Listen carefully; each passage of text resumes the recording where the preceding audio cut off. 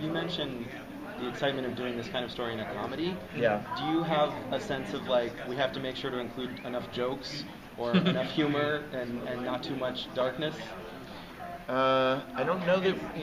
It's not a conscious thing of like, oh, this is too dramatic. We need to add jokes to it because I think that Will's warped perspective on the world is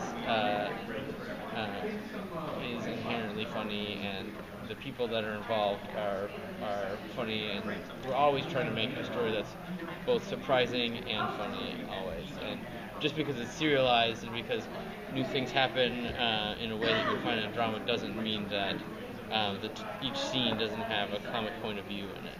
Right. But I think the whole season is about putting Will into the most uncomfortable situations possible and in the most extreme way possible, and that's kind of how we think about it. And then we just know that we'll write a funny way out. Well, kind of on that note, Carol has now moved in.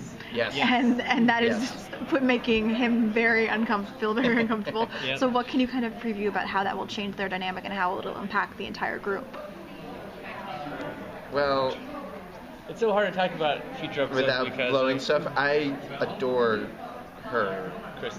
Kristen is so lovable. So I always have to remind myself that in the body of the show, she's not the most lovable person in the whole universe. Because she is the most lovable person She in really real life. is. She was so awesome on Seth Meyers the other night. I fell in love with her all over again. But there's something about Phil and Carol as sort of the original Adam and Eve of the show that I think is the real beating heart of the show. And some episodes are more about them, and some episodes are less. But I think their dynamic is really the soul of the show, and will continue to be as it goes on.